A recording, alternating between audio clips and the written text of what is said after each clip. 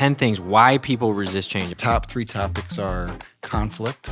Second is how to then have a crucial conversation with someone when you're in conflict. And the third one is Sometimes resistance is God's way of telling you, turn back. I actually think teams need healthy Mavericks. As the leader, seeing the plan play out and you're like, this thing is gonna crash. Even in the midst of a crisis change, I can still follow peace. Well, Keith, it is a joy to have you on Talking Church. And for those who don't know you, you are an elder here. You've been on before, but it's been a long while since last time you were on, back at our old Central building 3 years ago with Clint. And so glad to have you back on, introducing you. You are an HR consultant. You worked in HR, and you're an elder at church. You help our church a lot with HR, and you help many churches. You do training, you do consulting, but a lot of people say, well, like, here's what I want to talk about. And I'm sure you have goals and you think, okay, here's what I want to talk about. I want to talk about vision. I want to talk about the big things. But there's some main themes, right? You're right.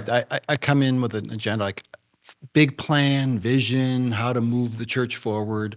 And they get really practical, tactical. And the top 3 topics are conflict, how to help people work through conflict. Second is how to then have a crucial conversation with someone when you're in conflict. Those are the top 2. And the third one is how to help people walk through change, because change is happening so fast and it's so prevalent.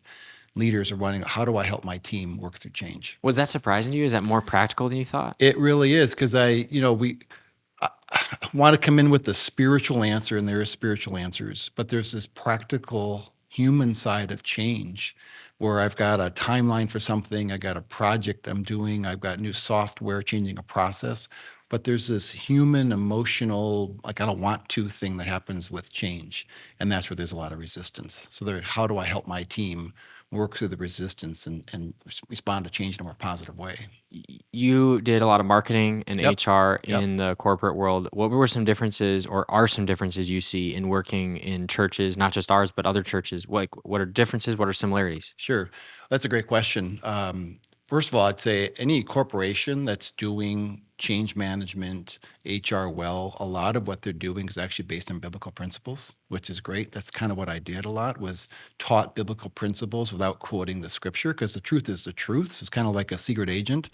But the reality is people are people. So whether you're in a church context with a big staff at a church, or whether you're in a small business or a large corporation, people are messy. People have their own emotional issues. They have different personalities. They have different goals. So there's all this conflict and challenges, whether it's in a church setting. We'd love to think because we love Jesus and we're filled with the Holy Spirit, we're going to love each other and everything's going to be great. But people are messy. And so churches need help with working through the people things, just like corporations do. Do you think that the pastors and church leaders that are working with you, is it that they felt ill-equipped early on, or is it that it's harder than they thought it would be? Or maybe it's both? Yeah, I think it's a great question. It's a little bit harder, but oftentimes they're not trained in how to do this. So they're trained in pastoral studies, trained in the Bible, trained in how to deliver a message, to rightly divide the word. All that is important. When it comes to building a team, growing the team, training the team, releasing authority, people can struggle with that.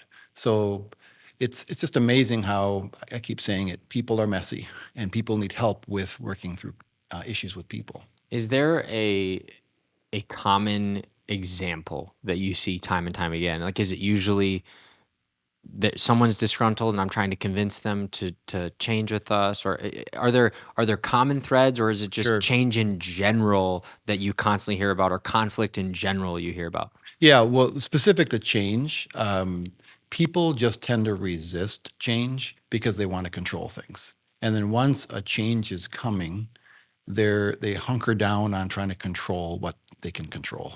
But we really can't control many things. So there's this fear of the unknown, fear of uncertainty, fear of like, how will I work in this new organization, this new environment? So fear of the unknown is a big common thread.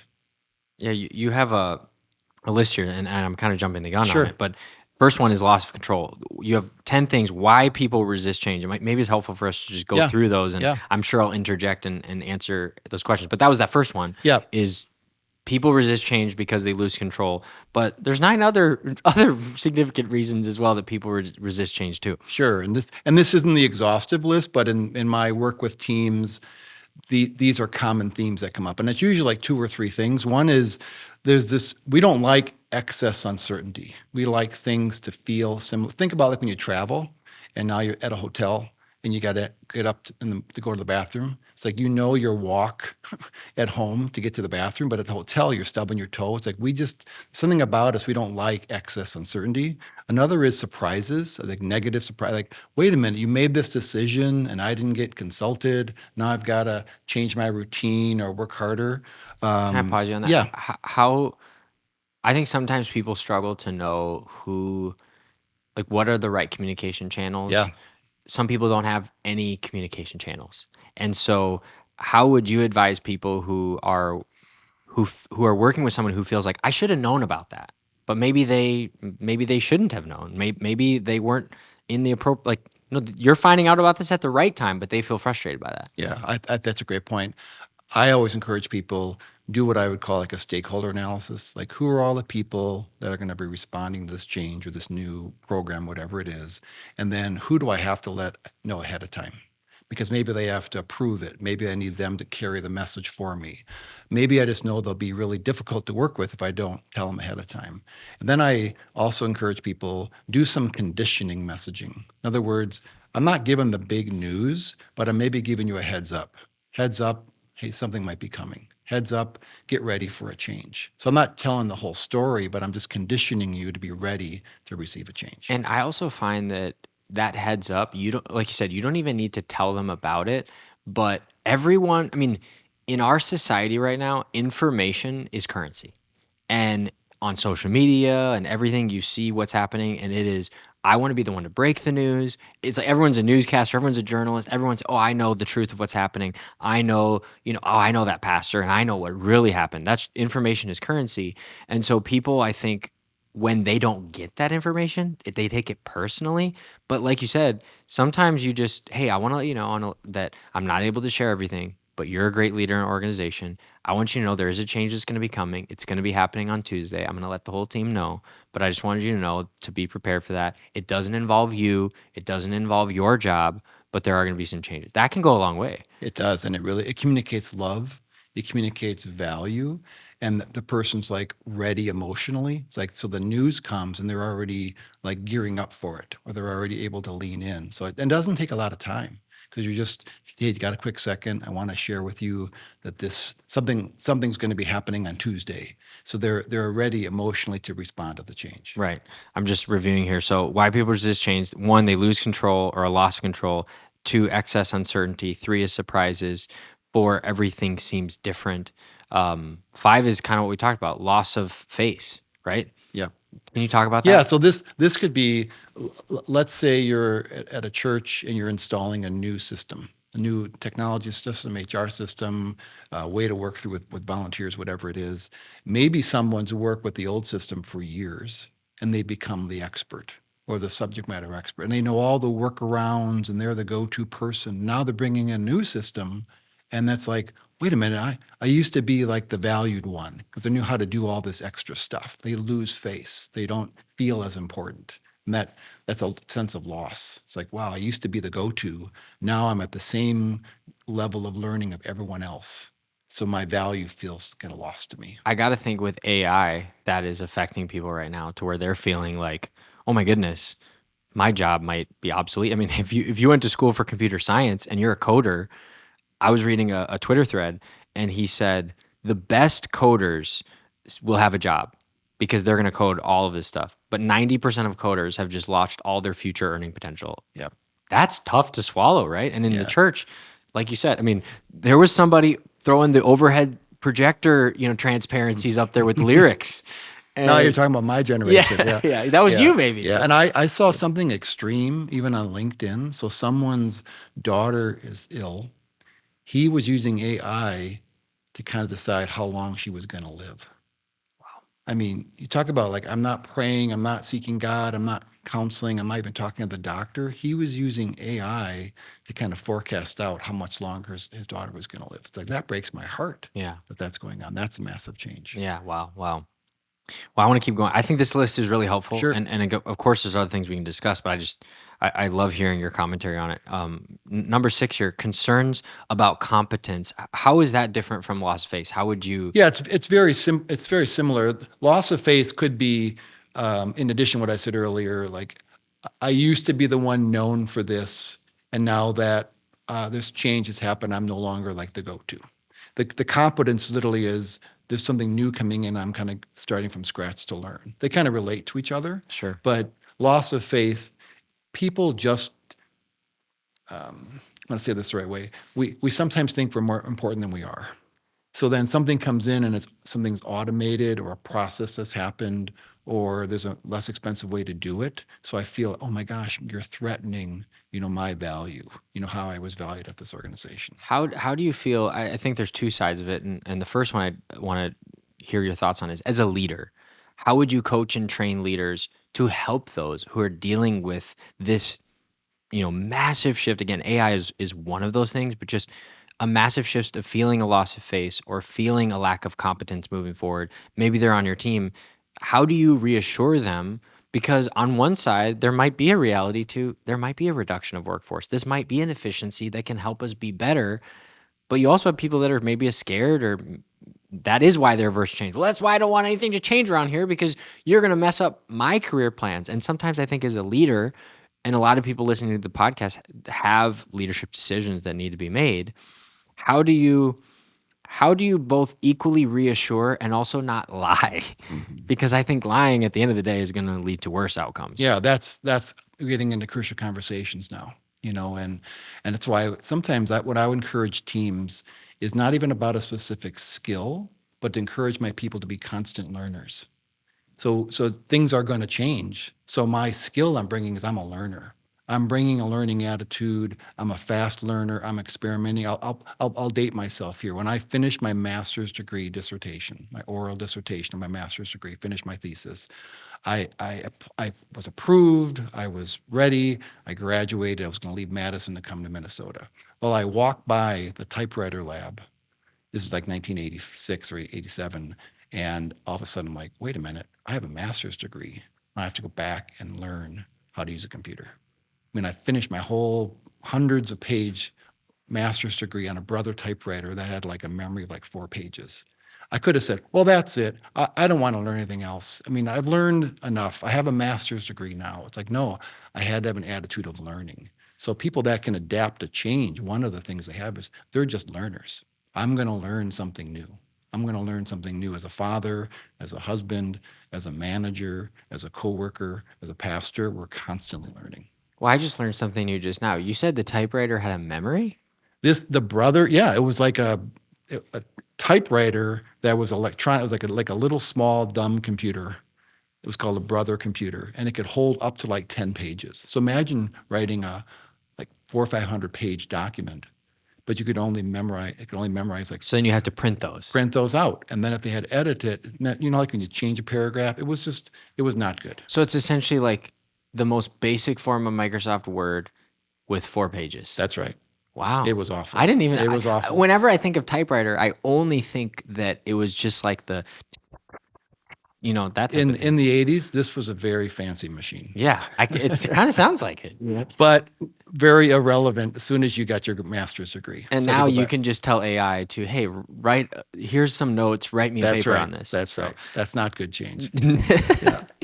Depends who you are. If you're in college right now, maybe you'd think so. Number 7 is more work. People resist change because now there's more work to do. Yeah, I got to learn something new. I got to try something different. I'm going to make more mistakes. I got to clean up the mess. It's more work. I knew the process, how we did it. Now I've got to look back at the process and learn. It's just more work. So I'm kind of bouncing back and forth between the crucial conversations, but I think, again, as we're listening, it's understanding why people resist, but then how do you help with that? How would you approach, and again, you're our expert right here, and so I'm just drilling you on these, but how would you approach acknowledging to a team, hey, we're doing this new initiative and we're not cutting other things, we're not adding more staff, this is just going to be more work. We are going to have to become better at what we do, work harder. To some, fired up. To others, they're going to be scared. Yeah, and I think whatever the change is, I have to communicate the compelling vision of why we're doing it. What's in it for you? Why will this make this process easier eventually? Why? What's the corporate? What's the return on investment? What's the ROI of this reason? And then I love to show contrast. It's like, here's our current state, here's our future state. So we're currently doing these things this way. We're trying to move to a future state doing it this way. And then what's that gap? That's where the work is. I'm letting down something. I'm trying something different. I may have to work collaboratively with a different team. It's always more work. Sometimes I feel like the work, or what am I trying to say? I read a book, Leadership, Strategy, and Tactics. I don't know if you've ever read that before, by Jocko Willink. I haven't, no. Pastor Kirk recommended it to me. Amazing book, super practical as well. Sure. But he uses lessons from the Navy SEALs and everything. And one of the things that stuck out to me is he was talking about the exact analogy. There was a like a CEO of a company, and they were making some budget cuts so that the company could weather the storm, but eventually so they could become more profitable. And he was telling the team, more profitable, more profitable, more profitable. And Jocko, who was the consultant, he said, nobody on the team cares if you're more profitable, or at least on the surface. He said, describe to them why that matters, that it's you're more profitable. And he's like, oh, well, more job security. He's like, exactly. Those are the things. How have you seen, do you see that sometimes where leaders are up high in the sky of they care about the things they care about, which is big vision and the board and, the bottom line. But most people, that's not keeping them up at night. Yeah. Another way to say it is you have to connect the dots. So there might be this bigger vision, which is real, this bigger goal at the board level. But what does it mean to the church attender? What does it mean to the mother that's a single mother trying to get her kid into church? So you got to bring it down to where people are living. That's this, what's in it for me? And you bring it down to the lowest level. So people, oh, I understand. So it's worth the pain to get through this thing because it's going to help the single mother in her check-in at church, as an example. And I think on the flip side, if you try to bring it too far down without telling the truth, you end up just masking the truth, right? Right. People will respond to speaking the truth in love, right? I'm telling you the truth, and I'm going to do it in the most kind way, versus I'm going to sugarcoat. It's no problem. Everything's going to be easy. No, change is hard. And the process of learning how I did something before to now is going to take some energy. So you have to be really honest. In some of these crucial conversations, and again, for those who are we will have the list. We'll get back to. There's still a few more. When it comes to these crucial conversations, though, how much prep work do you feel needs to go into some of these conversations? Because to me, I'm more spontaneous, and so I'm I hear about a problem and I want to go hit it with the hammer. How do you how much time is the right amount of time, or what are the right steps that we need to take to know, hey, maybe it's a team member that needs some correction, or maybe there's a challenge and an issue that's at place. I'm sure there's a discovery phase. You got to get both sides of the story. What would be kind of a starting point for somebody comes to their office, they hear about a problem, or they hear about someone who's underperforming, or they know about this and they want to make a difference? Where do you start? Yeah, the first thing, and that's a great question. First thing I would share is a crucial conversation should never be a hasty conversation. So just like I'm sure all our pastors, if they're preaching on the weekend, they've done their research, they've studied the scriptures, they've built an outline, they're incorporating stories, and they've practiced. And they maybe ask their spouse, hey, how did this work? Hopefully. Whatever they do, right? So they wouldn't wing it. Winging it is not, again, we can be led by the Spirit, we can have prophetic moments, all of that. I'm talking about when I'm delivering a 30-minute sermon. I've done my homework, I've done my research, I've prepared, I've practiced, all that stuff. Why wouldn't we do the same thing talking to a key staff member about a tough issue? And I'm not talking about days of research. This can be I'm going to have a 10-minute outline or dialogue something, practice what I'm going to say.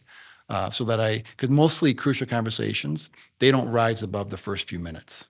So if I come in hot, if I come in upset, it's hard to regroup after the person's feelings are hurt. So you have to practice it. Mm-hmm. Yeah, I think that sometimes being spirit led, we're actually not spirit led. We're using that as a cop out for lack of planning.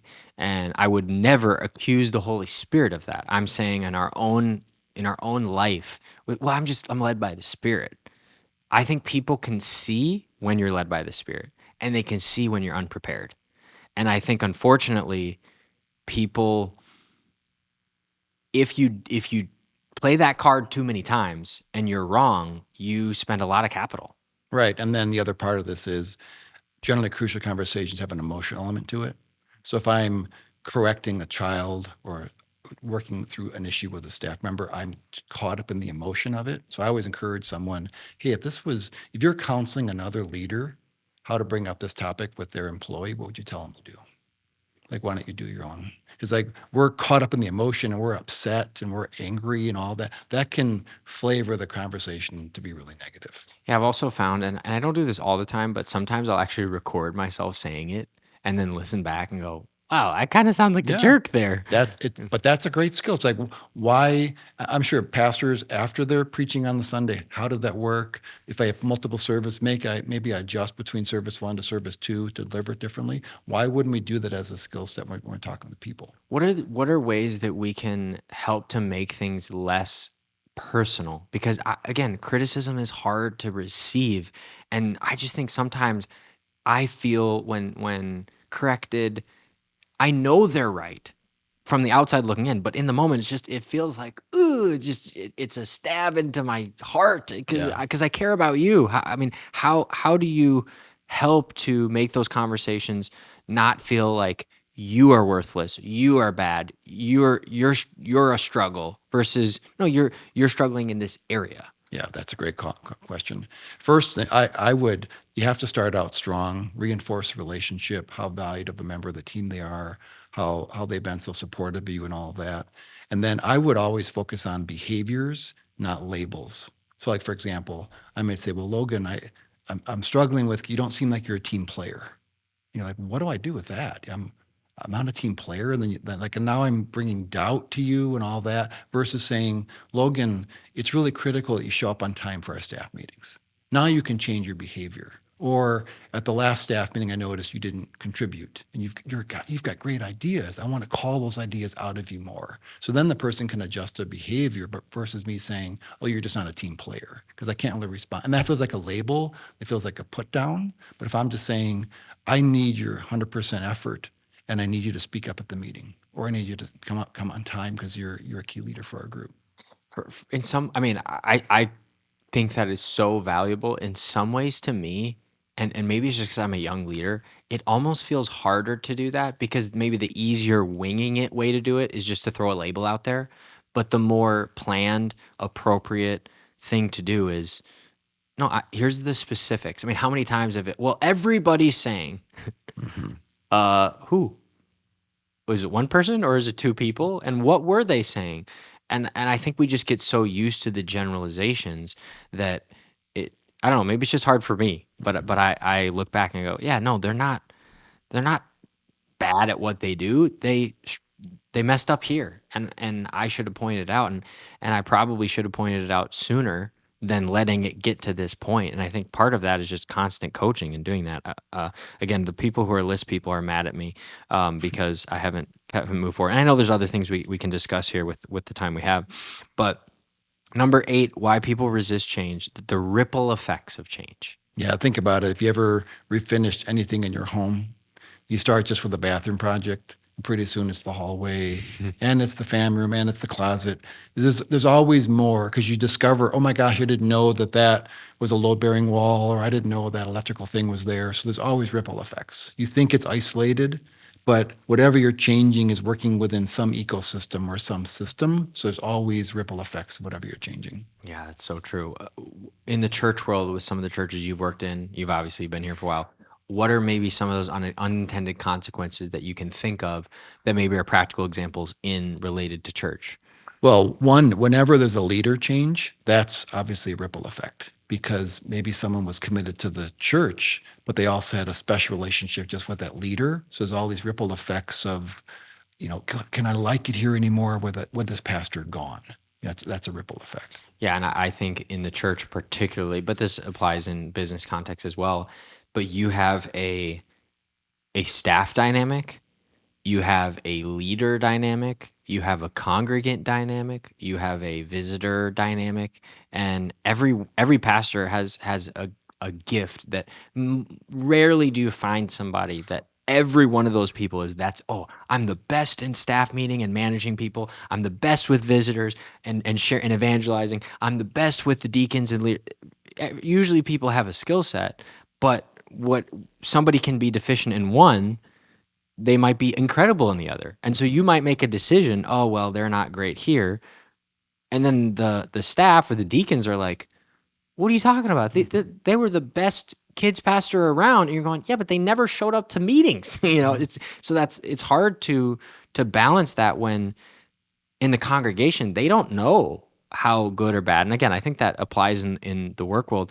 Are there instances that you can think of, whether that be in your corporate experience or in church experience, where you're now having to balance the ripple effects again with people who weren't even you didn't think that they were a stakeholder in your stakeholder analysis, they didn't make the list, and now you're going, Yep. the ripple effects are wider than I thought. Yeah, funny example. Way back when we were moving to multi-site, and we were in this right before a huge growth spurt, there were certain families that were upset that we were growing too fast.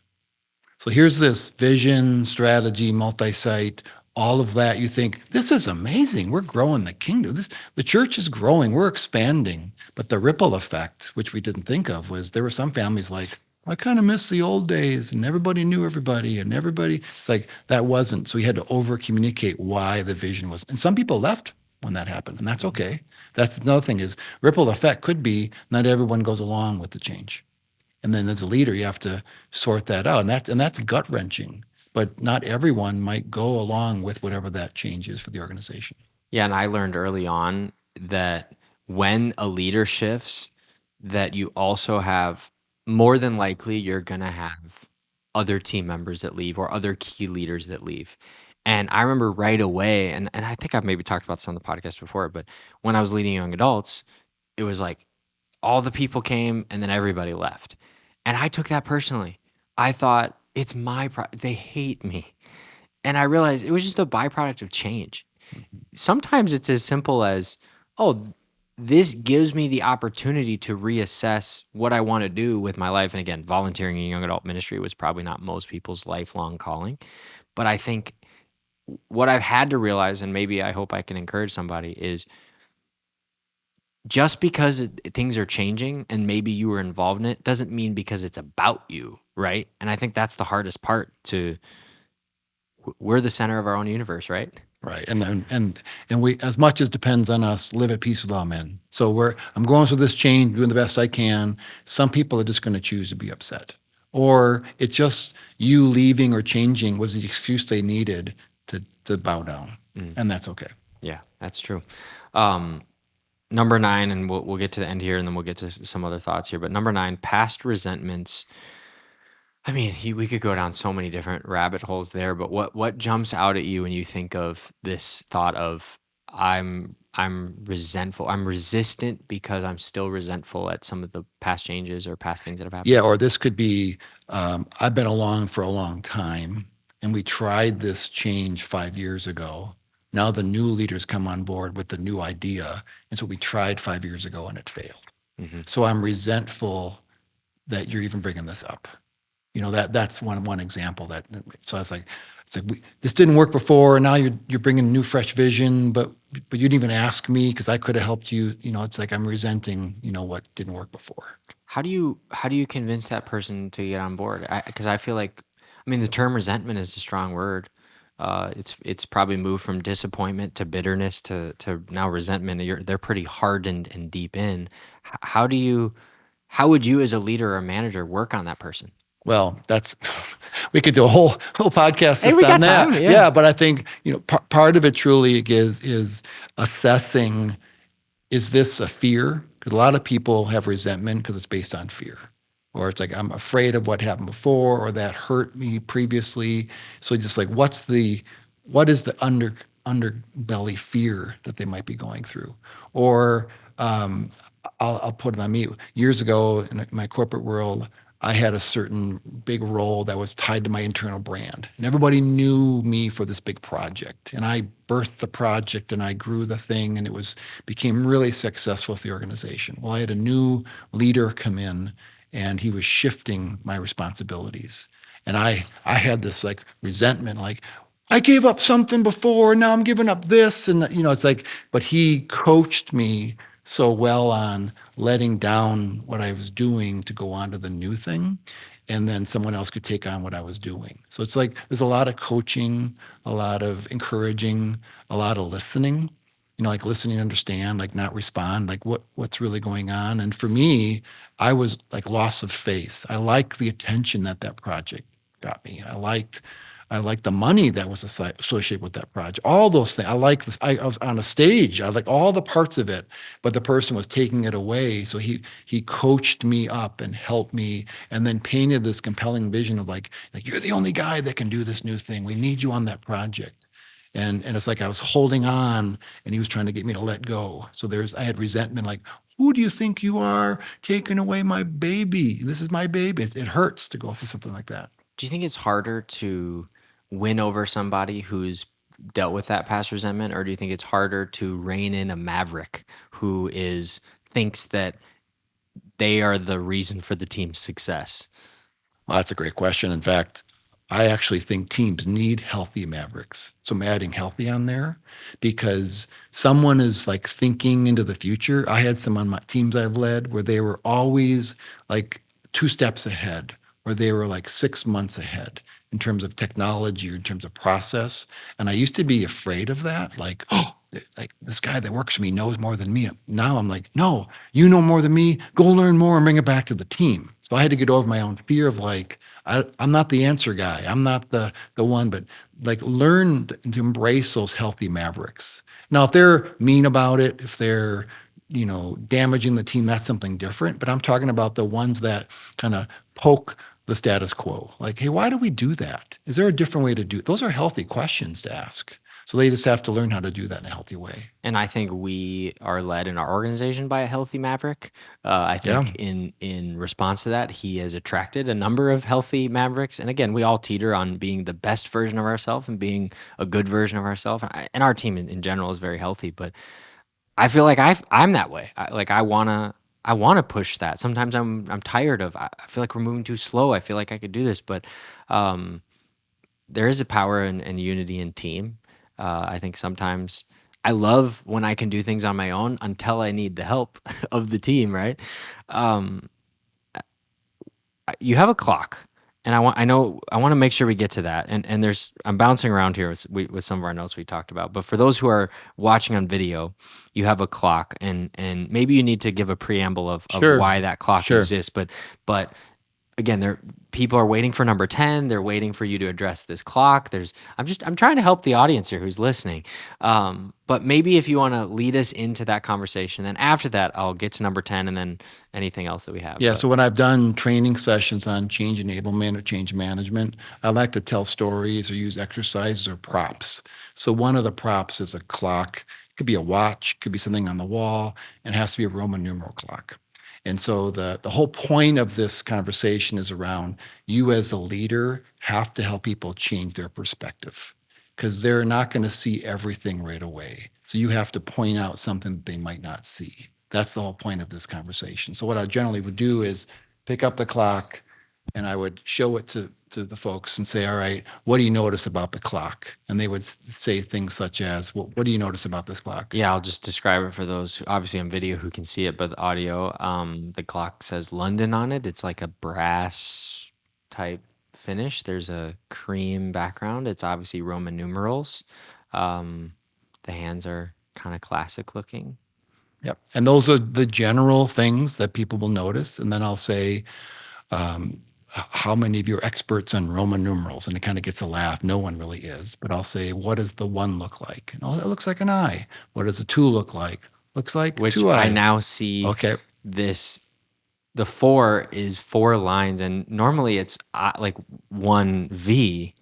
And it's just 4 lines. Yeah, and that's the proper way to do Roman numerals. It's the IV, which is the 4. And for some reason, if you Google this, there's like all kinds of history and all kinds of reasons why. But many clocks that are made have the 4 I's for the 4, not the IV. But that's not the right way to do it. But that's how it is. And so the exercise when I do this in a session is to say, as the leader, I'm trying to direct. You saw the clock, you saw the gold, you saw the hands, saw the Roman numeral, all of that. But I need you to look again. I'm pointing out the value of the change, or look with a new perspective. So and I've done this exercise with someone has a watch with Roman numerals. And I'll say, could I take your watch? And then I could get a hammer. No, I don't do that. Yeah. So but they're like, I'm not going to break your clock, but I'll say, how often you look at this clock? Every day. Okay, multiple times a day. Who gave this to you? My wife, 10 years ago. So you've had this clock for 10 years. You looked at it for multiple days. Tell me what the Roman numeral 4 looks like. And I'll say IV. I'm like, could I have the clock if you're wrong? And they're like, what do you mean? So it's like something you've done all the time. The leader can redirect, like, look one more time. It's not what you think it is. So because we're like conspiracy thinkers, we think the worst case scenario. So the change is coming. This is going to be awful. I can't believe it. We're not going to survive. People like go down that wrong thinking. So this is just an exercise to say, as the leader, you have to point out the value of the change. You don't see all the information yet. And I think that maybe a good example that I think of all the time is like your own house, that box that's in the corner that just kind of has blended into your house. And then when you're cleaning up, when other people are coming over, it finally, or you forgot about it. Even this morning, I had a suitcase in our house for like 2 days, and I just was walking by it, and I didn't even, because there was like a jacket over it, and I didn't even acknowledge it. And I thought of that this morning, and like, this has been sitting in the middle of our kitchen for 2 days, and I just left it there. But you just get used to stuff. Yeah, and that's the principle of like change enablement is I need to look again. I need to look with fresh eyes. I need a new teammate to come on board to kind of point out and ask that contrary, like, why do we do this? Well, we've always had a clock with, it's like, and again, it's not to be mean, but it's just like, as the leader, I have to help people see things that they don't see yet. Because when you're the visionary leader, you already see the future. You see how it's going to be better. You're living the dream. You're speaking out the dream. Now I got to get others to come along with me to see things in a different way. I know it's probably hard to decipher and whittle it down because every organization is so different. But are there things that are particularly harder to change that you've noticed? Again, we're talking about church here. You work with a number of churches. Like you said, people approach you and they go, you're thinking, we're going to talk strategy, we're going to talk about the vision of the church, and they're going, no, I need to figure out how to have this crucial conversation. I need to figure out how to help this team with change. Are there any ones where if somebody brings it up, you go, ooh, this one, it's going to be tough. I mean, not impossible, but that one might be harder than most types of change? Well, people-related change is always hard because I love that leader. She's been on the team forever. They help birth it from the beginning. And one of the hardest things is sometimes an organization grows past what like someone's capacity is, and oftentimes there is a role for them in the new role, but sometimes there's not. So that's really hard because we love her. She's part of this house, but she's no longer like the right person for that particular role. Those are really, really hard because we love the people and we want to be with the people. So, and we're not calling that their gifting and calling it's not irrevocable. It's from God, but it might be like in this context, like our church. I don't think River Valley is the right place to work for every pastor because we have a campus model that might not fit for some. So do you have that conversation to say, hey, you're better off at a smaller church, or a church of like 50 people or 100 people or 200 people, not thousands of people. Those are hard conversations to have. For the sake of just being helpful, it might be beneficial to kind of role play some of that we don't have to fully act it out, but how, on that note, how would you coach or how would you prepare for that conversation to maybe you've made that decision that person, it's not the right, it's no longer the right fit anymore. How would you approach that conversation? Some organizations, churches are large enough to have an HR department. I would say most don't. What would be some advice you'd give to pastors and leaders who maybe are having that difficult conversation? Yeah, this is going to sound too obvious, but the first is pray. It's like God designed that person. God made that person. That person was God's idea. So I encourage people to pray. Pray about that person's future. Pray about that person's role. Pray if your heart's right. Maybe I'm thinking wrong. Maybe I'm missing it. So really it's a time of prayer.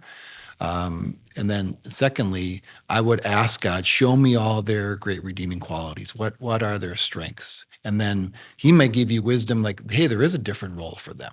Like everyone in the corporate side, people want to get to the manager job or the bigger job. Then they get there and they're miserable. It's like they were the best salesperson. They become the sales manager and they can't even explain to people how to do sales, but because they just know how to do it. So part of it's just asking God, what is the best role for this season of life for this person? And then bring that to that person. Sometimes they're leaving, but oftentimes what I've found is God's already been speaking to them. And so it's almost like a relief to say, I see gifts in you. God's got a call in your life. All that is true. But help me understand how this job is working out for you. Just even like that open, they're like, well, it's not what I thought it would be. I always feel frustrated. So all of a sudden they like open the door, you'd have that next conversation. Yeah, I find that Pastor Rob has said this before, but sometimes we make ourselves more important in their life than we should be. God is their source. We are not their source. The church is not their source. God is their source first. And so their job title doesn't define them. And you just kind of have to have that trust. There's a lot of other directions we can go. But I do want to get to 10 before we wrap up. And we might have a few more thoughts because otherwise people would be very mad at me. Number 10, why people resist change. Sometimes the threat is real. Resist because it can hurt. Yeah. Explain that. Yeah. What I mean by that is sometimes we're thinking the worst case, and the worst case actually is what's going to happen. So, hey, we're putting this new change in. That might mean I lose my job. Well, it might mean. So sometimes it's actually real. Oftentimes we've just made it worse than it really is. But oftentimes there really is a change. Like when I did a lot of work with like mergers, like church mergers. Well, maybe there's two redundant roles. So the person's thinking, my gosh, I might lose my job. Yep, you might lose your job, or you might be moved into a different job. There's a real threat there. So sometimes it's not just this terrible thought. Sometimes it's actually real. Yeah, and then I think on the other side of that is without clarity, you're probably going to think of that worst case scenario.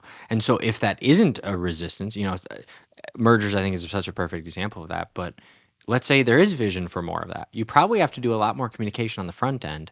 Otherwise, people are smart enough to put two and two together. We're a church of 300 and there's 3 worship leaders total. I don't think we're all 3 staying. The writing is on the wall, but maybe your plan for them all along was to move to production, but you never said anything about that. And again, I think rightfully, I didn't want to get them too excited about it wasn't a for sure. But how I feel like this leads to the question of we are guilty of this, probably worse than maybe some organizations, but I'm sure this happens all the time. I see a potential for you. I want to articulate it without promising a job. I find that we have that problem, and for those who are listening on our staff, they're probably nodding their head in their car right now. And I think it's a problem that comes out of good intentions. We want to say, here's the job I see that could work. How do you balance that tension from you don't want them to leave and think there's no future for them, but you also maybe don't have the approval to hire them or the approval. This never happens, right? Here. No. And this is, you've got to be really careful because you don't want to promise without really making a promise. And then there's a hurt feeling. But I do think it's good to say, hey, in the perfect world, what role do you see yourself in? Like, don't have the, hey, I'm trying to think about moving you this role. That's where there's dangerous. But to say, hey, Logan, gosh, you've been doing a great job. If you could lay out like your perfect next 3 to 5 years, what would that look like? I don't have any promises. I don't have any ways to do that. We encourage people to do what I call stay interviews. So like oftentimes when someone leaves an organization, they do an exit interview. So they sit down with a leader, HR. So like, Logan, tell me about your experience. And like, I'm getting all this data and you're already leaving. You've already decided to go somewhere else. I encourage leaders to have a stay interview. And it can be like 3 questions. I've got a high potential employee. You're a high potential employee on my team, let's say. So I say, Logan, let's just talk. And, if I could change one thing about your job so you'd never want to leave, what would it be? I can't promise anything. And they say, give me $1 million. Well, that's not real. They might just say, well, I'd like to have more of a flex schedule where I work from home 1 day a week and come in. It's like, okay, I can work that out. So I encourage people to try to get behind the heart of what the person wants and also know their seasons of life. Sometimes people with younger kids, they want certain flexibility because they want to be involved with their kids' athletics or whatever they're doing. So it's just have the conversation, but ask a lot of questions versus, hey, here's my vision for you. I'm going to try to make it happen. Well, now I'm over promising and I'm setting up disappointment versus asking the question because they might be saying, you know what, I'm kind of in the season. Like I kind of like doing this role. Great. That's okay. One of the things with change that I don't think gets brought up, a lot of podcasts that I've read and books that I've read about this don't always bring this up because they're so focused on getting the change done in a good way. But how do you assess whether or not the change was a bad idea?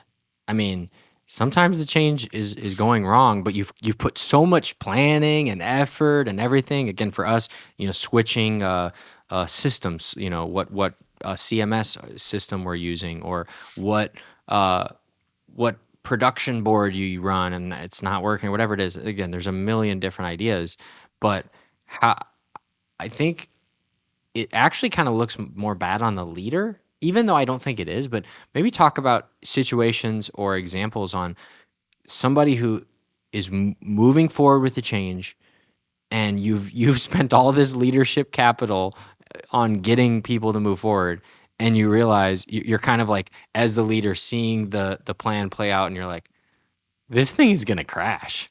And this is where it's like not everyone wants to be a leader because sometimes you missed it or you made the change happen too fast or you didn't have all the right information up front and you realize, well, do I just complete this thing just to check it off the list or do I regroup and reassess? I mean, that's hard. That's hard work. And in the corporate world, I've seen people put in a software system, spend millions of dollars, realize it's not going to help them in the future. So then they're stuck. So I think having a project team, having, again, stakeholders, like who's using the new system, to use that example.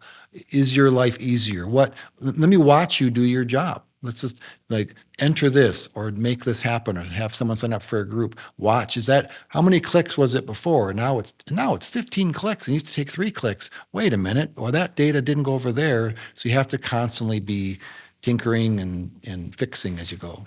Yeah, and I think that is for the Maverick personalities. Sometimes we feel like, why are we moving so slow? But I think it's no, so that we don't make the wrong decision. Just some practical, real examples that we're walking through. You're working hard on a LMS service, learning management system, helping train volunteers, staff. You've done a lot of work figuring out what are the use cases. Even when you started that project to where we're at now, there's been a lot of shifts in that. You want to maybe just talk about how you've approached the discovery? It seems like maybe just find a tool and go with it. But here at River Valley, we know that if there's not buy-in, no one's going to use it. And then we're just wasting money. Right. Yeah, and you use the word use case. So I mean, that's basically we're putting in a new software system and learning management system. Well, how is that going to be used by a youth pastor? How would that be used by someone on the finance team? How would that be used by someone that's onboarding as a new staff member? So you really identify real reasons, use cases for that software, that system to be used. And then when you're trying to find the right system, you're saying, hey, show me how that system does that. Because sometimes we're like so enamored with the beautiful, bright, tinkly thing, and we're like, it can't really do what we want, but it looks cool. I mean, or it's amazing. Or they show the really fun part of it, but the core part that you need, it doesn't do very well. So this is not the exciting part. This is like change enablement, change management to say, we're not going to make the decision to go forward unless it can do 8 out of these 10 use cases, as an example. And I've always felt like if you're meeting heavy resistance in anything, especially as people of faith, I've always said to my team and just lived out, it must not be right now. And I look back and see if we would have moved forward with that, we probably wouldn't have had this opportunity, which was the right thing. So sometimes resistance is God's way of telling you, turn back. That's right. It's the wrong way I to go. agree. And then so we have to be wise to say, all right, is this resistance because people just don't like change? Or is this resistance because this is actually harder? We thought this would make it easier. We just made it harder. So let's pull back. It's hard because I'm going forth and I'm making it happen. It's kind of like if you and I were driving to Iowa and I got on the highway as fast as I could, and we were, let's say someone else was following us, but I ended up going north by accident. You'd be like, well, do I say something? He's the leader. You're going the wrong way. It's like someone's got to have the courage to say, you got the vision and you're going as fast as you can, but you're going the wrong way. Right. And that's why this is hard. It's not fun to be a leader driving change. Right. Yeah. It's true. A lot of people, they want the leadership and then they get there and oh, I see now. This is a lot harder than I realized. And I don't think it should be said in any way to discourage those from being in leadership, but it's the reality of you don't know what you don't know. And I also found that I would try to make decisions of change because I think sometimes people think change means movement and movement means momentum. And I don't think that's always true, right? Do you find that sometimes people just they want to change just to change, even if it's working, but in their mind, change means growth? Right. Some people are like change, I don't want to say addict, but they just love change for the sake of change. Whereas some people just are huge. It's like the early adopter, and then there's that middle group, and then there's the resistors. Every group, every team's going to have I'm going out ahead, and don't you see it with me? And they're kind of leading the way. And then there's that kind of group in the middle that's like, well, you go figure it out. And then once you figure it out, I'll join you. And there's some like over my dead body. So it's just that's the makeup of your team. Mm-hmm. So how do you work within that organization? Yeah, and I also think understanding timing. I heard Bill Gates talk about this, and he said I was one of the few people that had access to work at I think it was the Stanford lab or whatever college he was at. His father, I think, was on staff there, and so he had access to these computers before everybody else and was able to learn them. And he said, I wouldn't have been able to build Microsoft had I not been given that access that I had.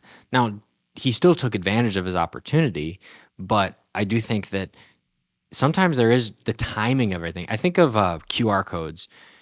In like 2015, QR codes they came onto the radar and then they just fell super flat because nobody needed them. But then COVID came around and nobody wanted to touch anything. They didn't want to share anything. And QR codes made their comeback, and now they're kind of here in the right use cases. And so I do think maybe you are that early adopter and you want change, but the timing isn't right. And just like the timing could be too early, it also could be too late to where you've kind of missed that curve. And so I think that is something that it's hard to assess whether the timing is right. Some of that's faith. Some of that's trusting your own intuition. Others is asking other people for help on that learning management system idea. Lou reached out to me and he said, hey, here's a tool, and here's all the churches on their website that use it. And I have relationships with these churches, Elevation, Highlands, and so I texted one of my friends at Elevation, hey, do you use this service? And we don't use that. I texted another friend at Christ, we don't use that. So their referral actually kind of bit them because it was, I went to that same place and filled out like a sales form, never got back to me. Really? Yeah. So yeah, we're picking the right solution. Yeah, exactly. So make sure that your what was yesterday, like the success. Oh, we signed a big church. Yeah, that's awesome. We're going to put it on our website. Well, if you don't have a great relationship with them, I think a lot of times we do that with people in church though. And I'm getting off on a totally different realm and I'll pull us back.